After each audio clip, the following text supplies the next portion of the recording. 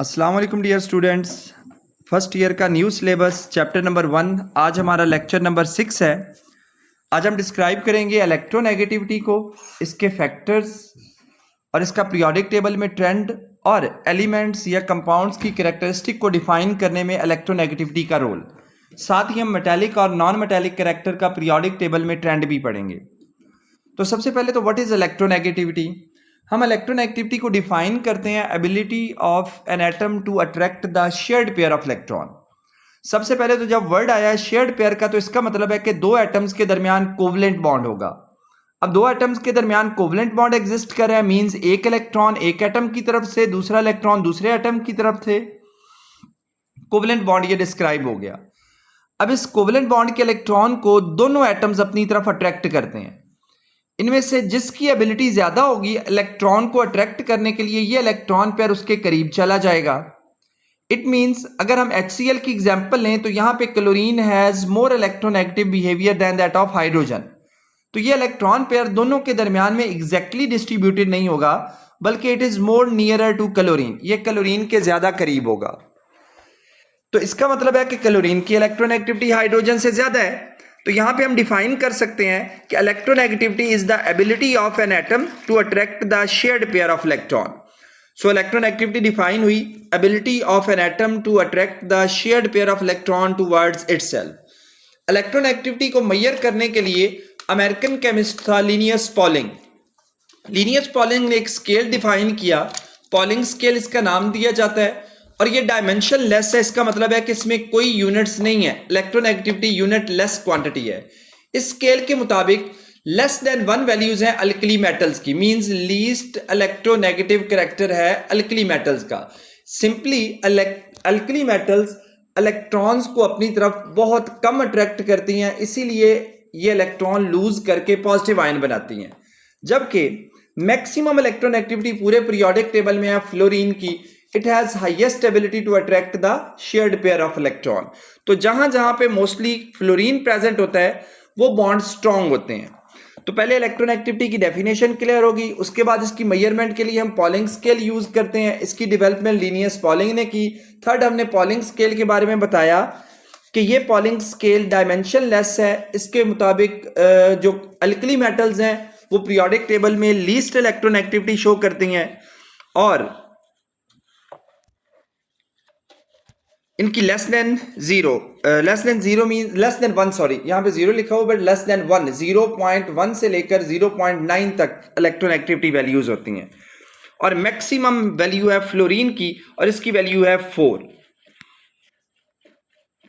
Second बेटे, जितना ज्यादा इलेक्ट्रोनेगेटिव कैरेक्टर होगा ना, ये उतना स्ट्रॉन्गर बॉन्ड की तरफ जाएगा, mean stronger attraction for electron होगी, stronger attraction for electron than that of the other element which has lower electronegativity। जैसे कि अगर हम इलेक्ट्रोनेगेटिविटी के यूज की तरफ जाएं तो ये हमें दो चीजें बताता है, एक बॉन्ड पोलैरिटी के बारे में और नेचर ऑफ बॉन्ड के बारे में। जैसे कि NaCl है, NaCl कौन सी नेचर का बॉन्ड है? आयनिक नेचर का, ये हमने जर्नली कहा। इसी तरह HCl किस नेचर का बॉन्ड है? कोवलेंट नेचर का है, ये भी हमने जनरली डिफाइन कर लिया। बट इलेक्ट्रोनेगेटिविटी कैसे हेल्प करेगी ये डिटरमिन करने में कि NaCl का बॉन्ड आयनिक है या कोवलेंट है, और इसी तरह HCl का बॉन्ड आयनिक होगा या कोवलेंट होगा। That is find by the difference in the electronegativity of bonded atoms, कि जो बॉन्डेड एटम दो यूटिलाइज हो रहे हैं, हम इन दोनों के इलेक्ट्रोनेगेटिविटी का डिफरेंस फाइंड करेंगे। मींस हम सोडियम की भी इलेक्ट्रोनेगेटिविटी फाइंड करेंगे, क्लोरीन की भी, इन दोनों का हम डिफरेंस देखेंगे। अगर ये डिफरेंस 1.8 से ग्रेटर है तो ये बनेगा आयनिक बॉन्ड, और अगर इलेक्ट्रोनेगेटिविटी डिफरेंस 1.8 से लेस आ जाता है तो ये बनेगा कोवलेंट बॉन्ड। फिर कोवलेंट बॉन्ड में भी दो कैरेक्टरिस्टिक्स हैं। अगर इलेक्ट्रोनेगेटिविटी डिफरेंस 0 से लेकर 0.4 के दरमियान आता है तो ये नॉन पोलर कोवलेंट बॉन्ड है, इसे प्योर कोवलेंट बॉन्ड कहते हैं। और अगर इलेक्ट्रोनेगेटिविटी डिफरेंस 0.4 से 1.8 के दरमियान है तो ये पोलर कोवलेंट बॉन्ड। तो इट मींस किसी भी एटम की जितनी ज्यादा इलेक्ट्रोनेगेटिविटी होगी उसकी उतनी स्ट्रॉन्गर पावर होगी इलेक्ट्रॉन को अपनी तरफ अट्रैक्ट करने की, शेयर्ड पेयर को अपनी तरफ अट्रैक्ट करने की, और जिसकी इलेक्ट्रोनेगेटिविटी लोअर होगी वो शेयर्ड पेयर को भी लेस अट्रैक्ट करेगा। तो फर्स्ट लाइन में यही एक्सप्लेन्ड है कि higher value signifies the stronger attraction for electron, as compared to those which have low values of electronegativity. Electronegativity से जो बॉन्डेड एटम्स है ना, उनके दरमियान हम इलेक्ट्रोनेगेटिविटी डिफरेंस फाइंड करते हैं और इससे नेचर ऑफ बॉन्ड का पता चलता है। और इसके लिए अगर इलेक्ट्रोनेगेटिविटी डिफरेंस बॉन्डेड एटम का 1.8 से ज्यादा हो जाता है तो ये बॉन्ड कोवलेंट कंसिडर होता है, और अगर इलेक्ट्रोनेगेटिविटी डिफरेंस 1.8 से लेस है तो ये बॉन्ड कोवलेंट कंसिडर होगा। फिर 1.8 से लेस की दो कंडीशन मैंने एक्सप्लेन की बेटे। अगर इलेक्ट्रोनेगेटिविटी डिफरेंस 0 से लेकर 0.4 के दरमियान है तो ये नॉन पोलर कोवलेंट बॉन्ड, 0 से लेकर 0.4 के दरमियान। और अगर इलेक्ट्रोनेगेटिविटी डिफरेंस 0.4 से लेकर 1.8 के दरमियान है तो ये पोलर कोवलेंट बॉन्ड कंसिडर होगा। तो नॉन पोलर के लिए मैंने क्या एक्सप्लेन किया है, अगर इलेक्ट्रोनेगेटिविटी डिफरेंस 0 से 0.4 के दरमियान है तो ये बनेगा नॉन पोलर, और अगर 0.4 से 1.8 के दरमियान है तो ये बनेगा पोलर कोवलेंट बॉन्ड। अब दोनों की मैं एक एक एग्जांपल यहां पे एक्सप्लेन करता हूं। आप देखें H और H के दरमियान इलेक्ट्रोनेगेटिविटी डिफरेंस, हाइड्रोजन की इलेक्ट्रोनेगेटिविटी 2.2, दूसरे हाइड्रोजन की भी 2.2, दोनों के दरमियान इलेक्ट्रोनेगेटिविटी डिफरेंस क्या बन रहा है, 0, तो ये नॉन पोलर है। इसी तरह हाइड्रोजन और आयोडीन के दरमियान, हाइड्रोजन की इलेक्ट्रोनेगेटिविटी है 2.2, आयोडीन की है 2.5, दोनों के दरमियान इलेक्ट्रोनेगेटिविटी डिफरेंस कितना बन रहा है, 0.3 का। तो ये भी कौन सा बॉन्ड है, नॉन पोलर बॉन्ड। इसी तरह HCl के दरमियान देखें, हाइड्रोजन की इलेक्ट्रोनेगेटिविटी 2.2, क्लोरीन की 3.0 अप्रोक्सीमेटली। इन दोनों का इलेक्ट्रोनेगेटिविटी डिफरेंस फाइंड किया तो वह 0.8 आया, दैट इज बिटवीन 0.4 टू 1.8, तो ये बॉन्ड पोलर होगा। अब जो पोलर बॉन्ड होता है ना, इसका मतलब होता है कि एक पोर्शन पार्शियल पॉजिटिव है और दूसरा पोर्शन पार्शियल नेगेटिव। अब जिस एटम की इलेक्ट्रोनेगेटिविटी ज्यादा होती है वो पार्शियल नेगेटिव गेन करता है। मींस HCl के केस में देखें, इलेक्ट्रोनेगेटिविटी डिफरेंस ग्रेटर देन 0.4 है, इसका मतलब है पोलर कोवलेंट बॉन्ड होगा। फिर पार्शियल नेगेटिव किस पे आएगा, जिसकी इलेक्ट्रोनेगेटिविटी हायर है। क्लोरीन की इलेक्ट्रोनेगेटिविटी हाइड्रोजन की निस्बत हायर है, so it will gain partial negative charge, और हाइड्रोजन पे क्या आ जाएगा, पार्शियल पॉजिटिव। तो ये पोलर बॉन्ड बन गया, और ये डिफाइन किसने किया, ये एक्सप्लेन किसने किया, इलेक्ट्रोनेगेटिविटी ने। अब फैक्टर्स इफेक्टिंग द इलेक्ट्रोनेगेटिविटी, ये बड़े कॉमन और सिंपल है। आयनाइजेशन एनर्जी और इलेक्ट्रॉन एफिनिटी अगर आपको क्लियर है तो ये फैक्टर्स बहुत आसान है। पहला है बेटे एटॉमिक साइज। सिंपल सी बात है, अगर किसी एटम का साइज स्मॉलर है, साइज स्मॉलर होने का मतलब है कि ये अपने इलेक्ट्रॉन को टाइटली हेल्ड कर सकता है। मींस ये एक्स्ट्रा इलेक्ट्रॉन या शेयर्ड पेयर ऑफ इलेक्ट्रॉन के लिए भी ज्यादा अट्रैक्शन शो करेगा। अब शेयर्ड पेयर के लिए अट्रैक्शन ही क्या होती है, इलेक्ट्रोनेगेटिविटी। तो स्मॉलर एटम, जितना भी स्मॉलर एटम होगा उसकी इलेक्ट्रोनेगेटिविटी ज्यादा होगी। और अगर लार्जर साइज होगा एटम का, मींस इलेक्ट्रॉन के लिए न्यूक्लियस की अट्रैक्शन कम हो जाएगी, लोअर वैल्यू ऑफ इलेक्ट्रोनेगेटिविटी। ऐसा इसलिए होता है क्योंकि जब साइज बढ़ता है तो इलेक्ट्रॉन दूर चले जाते हैं, न्यूक्लियस की उन पे वीकर फोर्स ऑफ अट्रैक्शन होती है, जिसकी वजह से इलेक्ट्रोनेगेटिविटी कम पड़ जाती है। अगर यही एप्लीकेशन हम अप्लाई करें 17 ग्रुप पे, हैलोजेंस पे, फ्लोरीन, क्लोरीन, ब्रोमीन और आयोडीन, सबसे स्मॉलर साइज है फ्लोरीन का। फ्लोरीन में टोटल है 2 शेल्स, फर्स्ट शेल में 2 और सेकंड में 7 इलेक्ट्रॉन्स। क्लोरीन में 17 है, फर्स्ट शेल में 2, सेकंड में 8 और थर्ड में 7 इलेक्ट्रॉन्स। इन दो को कंपेयर करें, फ्लोरीन का साइज स्मॉलर है, इससे लार्जर साइज किसका है, क्लोरीन का। तो जैसे जैसे साइज बढ़ता है इलेक्ट्रोनेगेटिविटी कम हो जाती है, मींस फ्लोरीन की हाईएस्ट इलेक्ट्रोनेगेटिविटी होगी। तो it means fluorine has highest electronegativity, इससे कम किसकी होगी, क्लोरीन की, देन ब्रोमीन और लास्ट पे आयोडीन। तो अप टू डाउन आते हुए साइज बढ़ता है, इलेक्ट्रोनेगेटिविटी कम होती जाती है। इसके बाद है effective nuclear charge. Effective nuclear charge का मतलब है अट्रैक्शन ऑन इलेक्ट्रॉन्स। जिस एटम का इफेक्टिव न्यूक्लियर चार्ज है, means nuclear attraction for electron ज्यादा है, वो इलेक्ट्रॉन को ज्यादा अट्रैक्ट करेगा, उसकी इलेक्ट्रोनेगेटिविटी की वैल्यू भी हायर होगी। A higher value of effective nuclear charge, it means greater value for electronegativity, क्योंकि जैसे जैसे न्यूक्लियर चार्ज बढ़ता है अट्रैक्शन फॉर बॉन्डेड इलेक्ट्रॉन्स बढ़ जाती है। जब अट्रैक्शन फॉर बॉन्डेड इलेक्ट्रॉन बढ़ेगी तो इसका मतलब है इलेक्ट्रोनेगेटिविटी बढ़ती जाएगी। सो जब हम पीरियड में लेफ्ट टू राइट मूव करते हैं, जैसे हमने लिथियम से स्टार्ट किया, lithium, beryllium, boron, carbon, nitrogen oxygen and fluorine. अब हम लेफ्ट टू राइट मूव करेंगे तो साइज डिक्रीज होता जाएगा। साइज डिक्रीज होने का मतलब है कि न्यूक्लियर अट्रैक्शन बढ़ती जाएगी, effective nuclear charge left to right बढ़ जाएगा। सबसे पहले वाले एलिमेंट्स की इलेक्ट्रोनेगेटिविटी सबसे कम है, इससे थोड़ी सी ज्यादा किसकी है, ब्रिलियम की, देन इससे थोड़ी सी ज्यादा बोरॉन की, उससे थोड़ी सी ज्यादा carbon, means left to right बढ़ती जा रही है। और इस पीरियड में सबसे ज्यादा इलेक्ट्रोनेगेटिविटी नाइट्रोजन, ऑक्सीजन और फ्लोरीन की है, और हाईएस्ट इलेक्ट्रोनेगेटिविटी फ्लोरीन की, that is considered to be 4। तो फर्स्ट जो मेंबर है लिथियम, इसकी इलेक्ट्रोनेगेटिविटी है 1, यहां पे इंडिकेटेड है। और लास्ट मेंबर है फ्लोरीन, इसकी इलेक्ट्रोनेगेटिविटी है 4। तो left to right effective nuclear charge बढ़ने की वजह से इलेक्ट्रोनेगेटिविटी भी बढ़ती जाती है। ट्रेंड्स ऑफ इलेक्ट्रोनेगेटिविटी ये साइज में एक्सप्लेन हो गया और इफेक्टिव न्यूक्लियर चार्ज में ऑलमोस्ट, कि अगर हम ग्रुप में जाएं, ग्रुप है up to down, up to down एक शेल बढ़ता जाता है। There is addition of 1 shell in each next member. जब शेल का एडिशन होगा इसका मतलब है size of atom goes on increasing. जब साइज बढ़ेगा तो number of shells also increase, number of shell भी बढ़ जाएंगे, न्यूक्लियर अट्रैक्शन कम हो जाएगी। Decrease in nuclear attraction means less electronegativity for atoms. So यही केस फ्लोरीन, क्लोरीन, ब्रोमीन और आयोडीन में ऑब्जर्व होता है। साइज बढ़ता जाता है, इलेक्ट्रोनेगेटिविटी कम होती जाती है। इसके बाद इन पीरियड्स देखें, लेफ्ट टू राइट अगर हम मूव करें, लेफ्ट टू राइट जाते हुए शेल तो सेम रहता है, इनर इलेक्ट्रॉन्स भी सेम है, तो शील्डिंग इफेक्ट भी सेम है, बट इफेक्टिव न्यूक्लियर चार्ज बढ़ता है। जब इफेक्टिव न्यूक्लियर चार्ज बढ़ेगा तो इलेक्ट्रॉन के लिए अट्रैक्शन बढ़ जाएगी।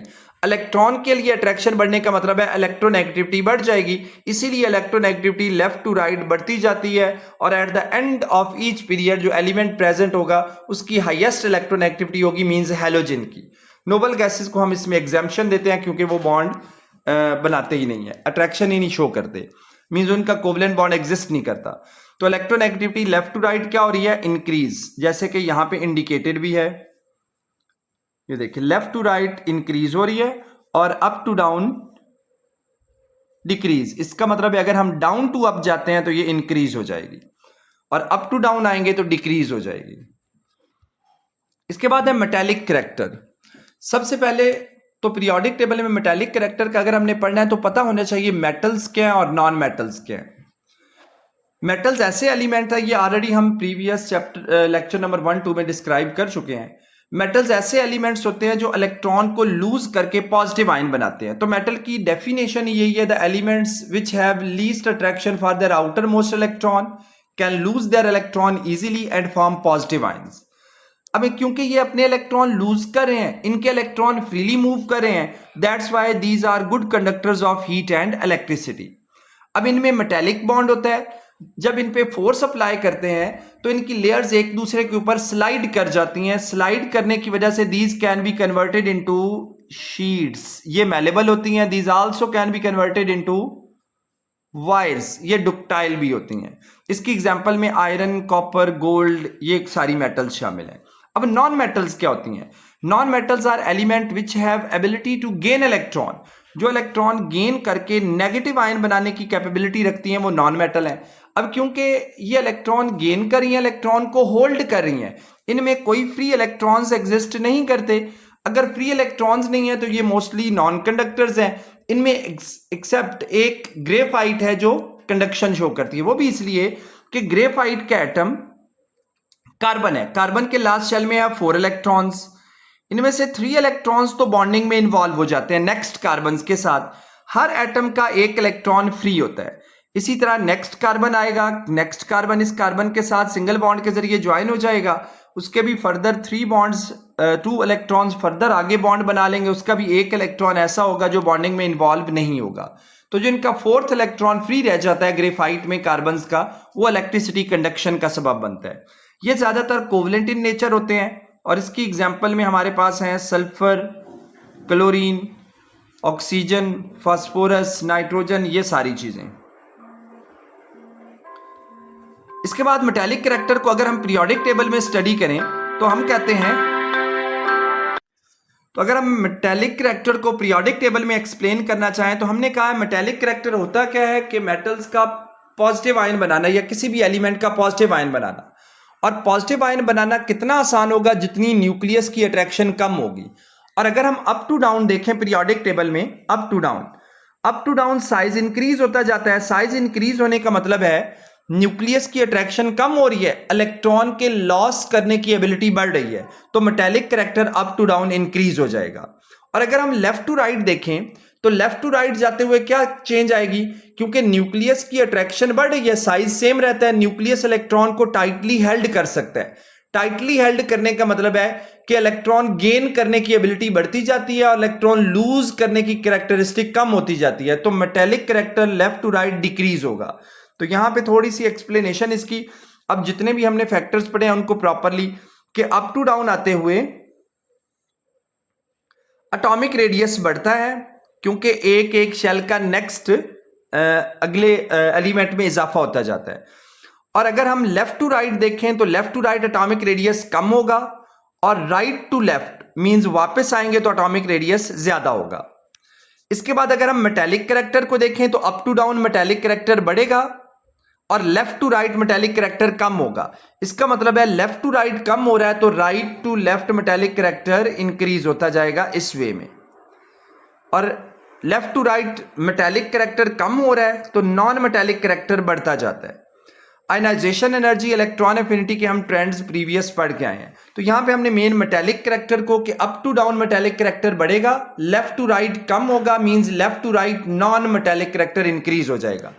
अब अप टू डाउन भी मेटेलिक कैरेक्टर इंक्रीज हो रहा है और राइट टू लेफ्ट भी इंक्रीज हो रहा है। इसका मतलब है जो पीरियोडिक टेबल में लेफ्ट साइड पे लोअर कॉर्नर है, लेफ्ट साइड पे लोअर कॉर्नर, ये हाईएस्ट मेटेलिक कैरेक्टर वाले एलिमेंट्स हैं, और जो राइट साइड पे अपर कॉर्नर है ये नॉन मेटेलिक कैरेक्टर वाले एलिमेंट्स हैं। तो metallic character of the element is typically their tendency to lose electrons. We find that elements on the left side of the periodic table have greater tendency to lose electrons क्योंकि इनके size larger हैं, electron पे attraction कम है, ये अपने electron को आसानी से रिमूव कर सकते हैं। In contrast element on the right hand side of the periodic table, जो राइट साइड पे है बेटे, लेफ्ट टू राइट मूव करते हुए साइज डिक्रीज होता है तो इलेक्ट्रॉन के लिए अट्रैक्शन बढ़ जाती है। Therefore the elements on the left side of the periodic table are metals with positive ion formation and the elements on right corner are non metals with negative ion formation capabilities.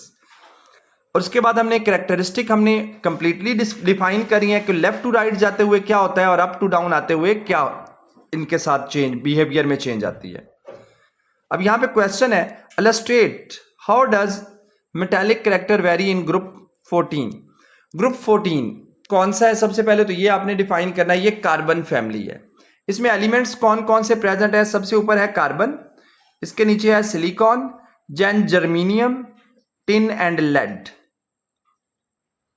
Up to down आते हुए हमने कहा कि size increase होता है, size increase होता है means atomic radius बढ़ जाता है। ये मैंने एटॉमिक रेडियस के लिए एरो ड्रा किया कि atomic radius up to down increase होता जाएगा। अब एटॉमिक रेडियस इंक्रीज होता जाएगा तो effective nuclear charge means nuclear attraction up to down decrease होती जाएगी। इट मींस इलेक्ट्रॉन का लॉस इंक्रीज होता जाएगा तो up to down metallic character बढ़ जाएगा। तो इसमें जो फर्स्ट टू एलिमेंट्स हैं कार्बन एंड सिलिकॉन, ये होंगे non metals.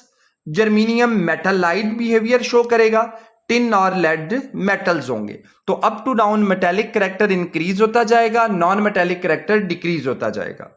Identify semi metals in group 14, 15 and 16। Group 14 तो अभी मैंने एक्सप्लेन किया कि फर्स्ट मेंबर कौन सा है? कार्बन, देन है सिलिकॉन, उसके बाद जर्मीनियम, टिन और लेड। फर्स्ट वाले मेंबर्स क्या हैं? Non metals. मिडल वाला क्या है? मेटलाइट, सेमी मेटल। इसमें वैसे दो सेमी मेटल्स होते हैं, सिलिकॉन और जर्मीनियम, लेकिन वो सेमी कंडक्शन के लिहाज से प्योरली सेमी जो मेटल है वो जर्मीनियम है। इसी तरह 15 ग्रुप को देखें, नाइट्रोजन फैमिली है, सबसे ऊपर आता है nitrogen, then phosphorus, then arsenic, antimony, bismuth. इसमें आर्सेनिक और एंटीमोनी ये दोनों सेमी मेटल्स हैं। ऑक्सीजन फैमिली में अगर हम देखें तो सबसे ऊपर है ऑक्सीजन, सल्फर, सिलीनियम, टेलोरियम और पोलोनियम। इसमें पोलोनियम और टेलोरियम ये दोनों सेमी मेटल्स हैं और सबसे हाईएस्ट सेमी मेटल बिहेवियर इस ग्रुप में पोलोनियम का एग्जिस्ट करता है। This is all about our today's lecture. अब मेटेलिक करेक्टर और non metallic character, metallic character up to down increase होता है, ये ऑलरेडी एक्सप्लेन हो गया, और लेफ्ट टू राइट डिक्रीज। इसका मतलब है non metallic character left to right बढ़ेगा और metallic character right to left increase होगा। और metallic character up to down क्या होता है? Increase. Non metallic character down to up increase होगा। ऑपोजिट होते हैं metallic and non metallic character.